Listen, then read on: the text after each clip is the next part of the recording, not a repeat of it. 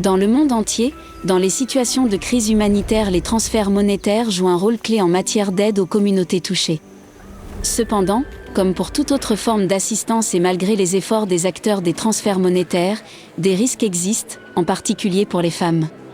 Si les programmes de transfert monétaire ne sont pas conçus avec soin, certaines femmes risquent de ne pas pouvoir en bénéficier. Par exemple, les femmes divorcées, issues d'une minorité ethnique ou ne disposant simplement pas d'une pièce d'identité pour s'inscrire au programme peuvent être stigmatisées.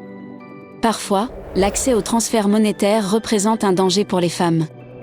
Il peut arriver que des agents privés chargés de la distribution des transferts monétaires exigent des faveurs en échange de l'assistance. Ailleurs, la mauvaise gestion des données confidentielles peut représenter un risque. Par exemple, les bénéficiaires qui ont subi des violences, ou qui ont une identité de genre ou une orientation sexuelle diverse, peuvent s'exposer à des préjudices si cette information est communiquée à leur communauté ou au gouvernement. De plus, dans un contexte de dynamique de genre et de normes sociales inégales, les transferts monétaires peuvent être source de tensions au sein des ménages ou des communautés. Que pouvons-nous faire pour réduire les risques de violence basés sur le genre, VBG, dans le cadre des transferts monétaires ? UNFPA, en collaboration avec les acteurs des transferts monétaires et de la lutte contre la VBG, a élaboré et piloté des outils et des recommandations axées sur les opérations de terrain et faciles à utiliser, destinées à garantir, dans le cadre des transferts monétaires, la sécurité des femmes et des filles vulnérables. Lors de la conception d'un programme de transfert monétaire, il est essentiel de commencer par identifier les risques pour les femmes et les mesures pour atténuer ces risques.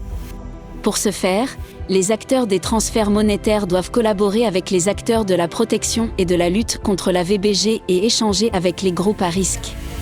Par exemple, dans le cadre de discussions avec des femmes, ils peuvent identifier le type de transferts adéquat et le membre du foyer qui en sera le ou la bénéficiaire principale, afin d'éviter de générer des tensions au sein de la famille.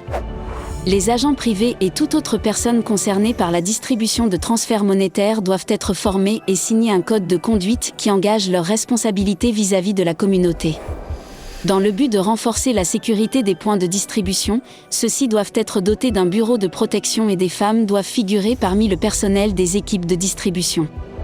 Il est également important de mettre en place un mécanisme de remontée des plaintes et de retour d'informations de manière à permettre aux femmes de signaler des attitudes déplacées ou des abus. Dans le cadre des évaluations du suivi post-distribution, l'ajout de questions portant sur les mesures prises par les acteurs des transferts monétaires pour réduire les risques de VBG permet de facilement collecter des informations sur le ressenti des femmes lorsqu'elles ont accédé aux transferts monétaires ou déposé une plainte. Les outils et recommandations de UNFPA ont été testés et portent déjà leurs fruits en Afghanistan, en Irak, en République de Moldavie, en Somalie et dans bien d'autres pays. Ils permettent également de veiller à ce que les acteurs des transferts monétaires respectent les exigences en matière de protection des donateurs. Ces outils et recommandations peuvent contribuer à l'amélioration des programmes de transfert monétaire en les rendant plus sûrs pour les femmes, ce qui permettra de renforcer leur résilience et de protéger leur avenir.